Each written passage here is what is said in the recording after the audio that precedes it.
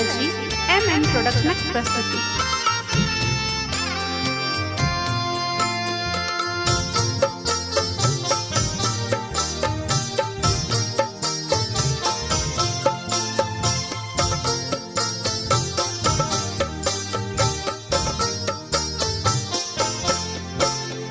पूछबो नहीं केलो माँ किछु कहबो नहीं केलो मन ही रहल सब बात है। देखलो मंदिर बीच भीड़ छल भारी रही गेलो ठाढ़ एक कात है। रही गेल ठाढ़ एक कात है। मारे रही गेल ठाढ़ एक कात है।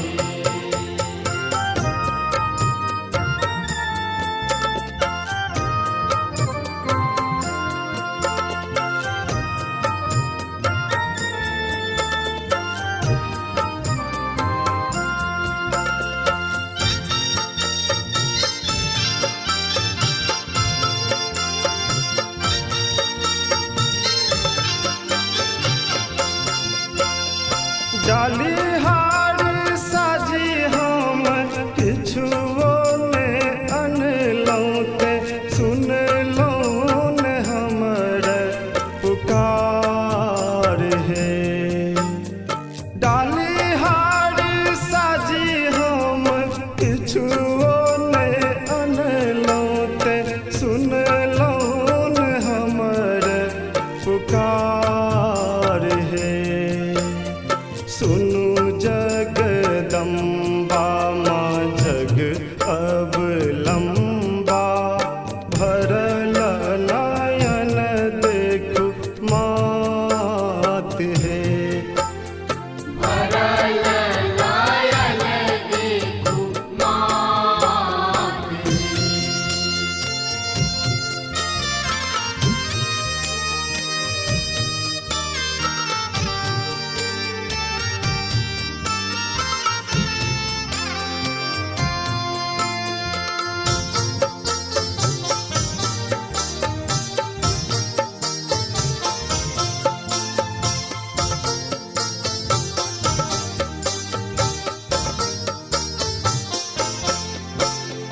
गम गम गहाबर में बैसल छी अपने से जय जय ध्वनित जयकार है।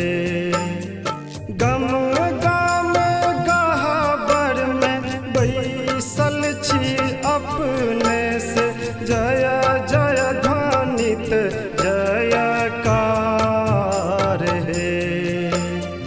व्याकुल सुत सोनी माइक आमद बाट जो हल दिन राति है। आहे बात जो हल दिन रात है।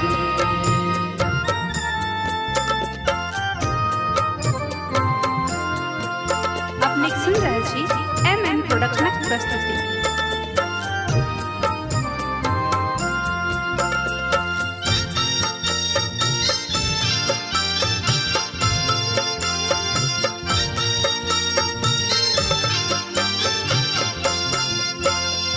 कनियो दया दृष्टि करियो हे देवी माँ सुनलौं जे महिमा अपार है। कनियो दया दृष्टि करियो हे देवी माँ सुनलौं जे महिमा अपार है।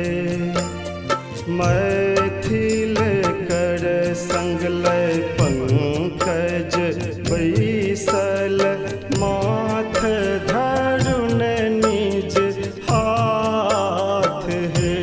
आहे माथ धरुन निज हाथ माहे